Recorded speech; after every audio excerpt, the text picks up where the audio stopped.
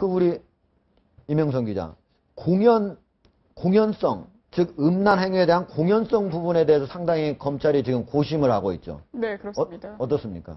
당시 사건이 일어난 장소가요. 제가 직접 가봤는데요. 아, 직접 가봤어요? 네, 그렇습니다. 제가 제주도에 출장을 가서 그 사건 현장을 봤었는데 굉장히 어둡고 근처에 상가가 생각보다 없습니다. 조금 걸어 들어가야 이제 주택가나 이런 것들이 보이고요. 음식점에 간간이 있지만 사람이 자주 지나가는 곳은 아니에요. 근처에 학교도 있고 하지만요.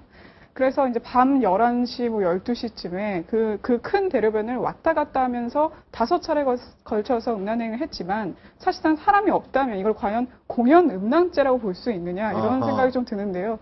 공연성이라는 게 어떤 특정인을 불러서 그 앞에서 음란행위를 하거나 아니면 사람이 많은 곳에서 그런 곳에서 음란행위를 했을 때 공연성을 띈다. 공연 음란죄다 이렇게 얘기를 하고 있는데 사실 그날도 어떤 여학생이 지나가다가 이 음란행위를 보고 이모를 통해서 경찰에 신고한 거 아니겠습니까? 그래서 이걸 공연성을 띠고 있냐? 이렇게 좀 판단하는 게 애매하다. 뭐 이런 얘기도 지금 어렵다고요? 검찰부에서 드리고 있습니다. 정 변호사님 어떻게 보십니까? 지금 결국은 저에게는 사람을 불러서 의도적으로 그 행위를 하든지 아니면 많은 사람 앞에서 해야만 공연성을 인정할 수 있다. 이게 검찰의 지금 법률 판단이라는 건데. 방금 좀 말씀하신 건 너무 좀 이렇게 적극적으로 말씀하신 것 같고요. 제가 비유를 들자면 어떤 공원에 열린 야외 그 공연장이 있어요. 근데 한 1시나 2시쯤 돼서 아무도 없는 상황에서 아무도 없다고 생각해서 거기서 어떤 좀 음란한 행위를 했는데 뜻밖의 거기에 누가 있었다.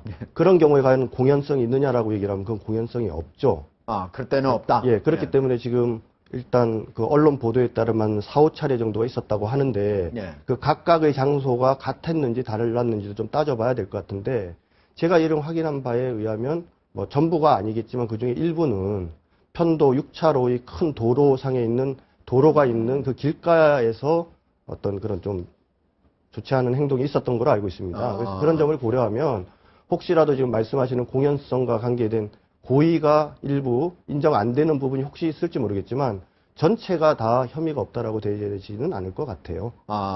결국은 그러면은 5차례의 각각의 사건이 과연 공연성이 있느냐 없느냐 하나하나 따져봐야 되겠군요. 예, 맞습니다. 그렇게 해야 됩니다. 지금 검찰 수사에서는 지금 아까 바로 이명선 기자가 본 자리는 좀 이면도로였잖아요. 근데 지금 6차선 도로 이런 부분에 대해서는 어떻게 얘기를 하고 있습니까? 그건 좀 많은 사람이 볼 수 있는 자리 아니에요? 네, 그렇습니다. 그게 제가 말씀드린 건 어떤 그 이면도로 사람들이 지나가는 장소를 위주로 말씀을 좀 드린 거고요.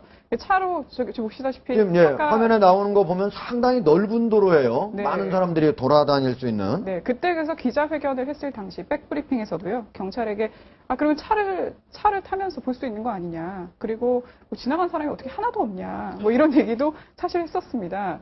근데 이제 뭐 경찰이 답하기로는 스마트폰을 보고 지나가는 사람도 당시 많았었고 CCTV를 보면 그래서 뭐 오히려 옆으로 지나가는데도 놀라는 모습이 보이지 않았었기도 했다. 뭐 이런 얘기를 했는데 아까 정 변호사님이 말씀하신 것처럼 역시나 차가 다니는 대로변이기 때문에 공연성이 아예 없다. 이렇게는 저도 판단하지는 않습니다. 그렇게 보기는 좀 어렵다.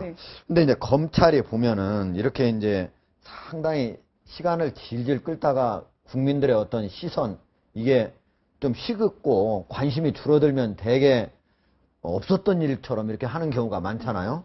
이게 처음에 있는 것도 아니죠. 과거에도 많이 이런 일이 있었죠. 네, 그렇습니다. 저희가 표로 아마 준비를 했을 텐데요. 한번 화면을 보면서 한번 설명을 좀 해주실래요? 지금 보시다시피 2010년도에 박기준 부산지검장이 어떤 성접대 폭로가 나면서 세간이 아주 시끄러웠었습니다. 그러면서 근데 이게 공소시효 만료로 불기소로 끝냈었죠. 지금 결국은 공소시효가 만료됐다는 그런 이유를 들어서 처벌을 받지 않았네요. 그리고 보시다시피 뭐 해임도 있었고 했지만 뭐 경고나 견책 처분으로 끝나는 것도 지금 보시다시피 확인이 되고 있습니다. 지금 보면은 신임 여자 검사를 성적 접촉을 요구했는데 봤는데 그 부분이 보면은 견책뿐이 안 됐어요. 정 변호사님. 견책 이거 어느 정도입니까? 경고하고 견책. 경고와 거의 비슷한 수준인데 경고보다 조금 높은 수준이라고 보시면 되죠. 좀 세게 경고한 거다? 그러니까 뭐 서면이나 이런 거로 공식적으로. 그럼 저기 보면 이제 사퇴가 있지 않습니까? 그러니까는 사유가 어떻게 됩니까? 해임이 있고요. 잠깐만요. 해임이 있고. 가장 이제 파면과 해임이 가장 높은 네. 수위죠. 그럼 이제 가장 낮은 수준은 검사징계법 제2조 제3항에 의하면 징계와 관련해서 제3조의 해임, 면직, 정직, 감봉, 견책 이렇게 5가지 종류가 있습니다. 예. 아까 말씀하신 경고 이런 거는 말 그대로 그냥 구두 경고 이런 거고 법에 없는 어떤 징계 종류고요. 견책은 가장 낮은 수준이죠. 결국은 대부분이 불기소 처분한 거는 또 이제 공소시효 만료면 그건 어쩔 수 없는 거고요. 그러잖아요. 네, 공소시효가 만료됐는데 어떻게 하겠습니까? 네. 그러나 나머지 것들은 뭐 경고 내고 견책 이렇게 하고 넘어간 거는 좀 제 식구 감싸기다 이렇게도 볼 수도 있는. 그래서 이번 김수창 전 지검장 사건이 과연 제 식구 감사인가 아닌가는 이제 최종적인 결과를 좀 봐야 될 것 같은데요. 예. 지금 현재 제가 개인적으로 생각할 때는 검찰이 왜 고민을 하느냐.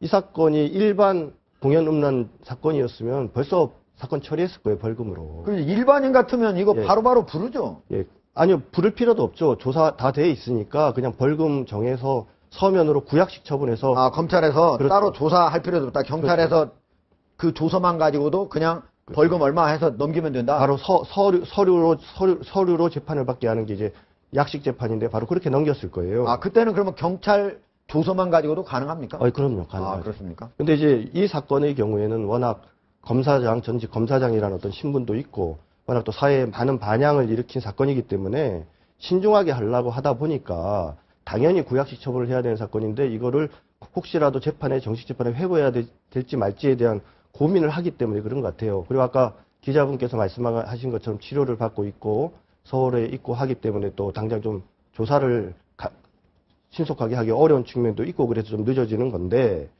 저는 또 다른 고민이 하나 있다고 봅니다. 지금 경찰에서 검찰에 단순하게 이 공연 음란죄만 기소로 의견을 올린 건지 네. 주민등록법 위반까지 같이 했는지 잘 모르겠어요. 아, 주민등록법 위반. 예, 그 조사받는 과정에서 그 동생 주민등록번호랑 이름을 댔지 않습니까? 아, 그렇죠. 예. 예. 근데 그거는 주민등록법 제37조 제10호에 의하면 주민등록번호를 부정 사용한 경우에는 징역 3년 이하 또 1,000만 원 이하의 벌금에 처하게 되어 있습니다. 이건 더 세네요. 사실은 공연음란죄보다 더 공연음란죄보다 훨씬 더 중하죠. 어떻게 보면. 예. 뒤집어서 얘기하면 공연음란죄는 좀 죄송한 말씀입니다만 그렇게 중한 범죄가 아니에요.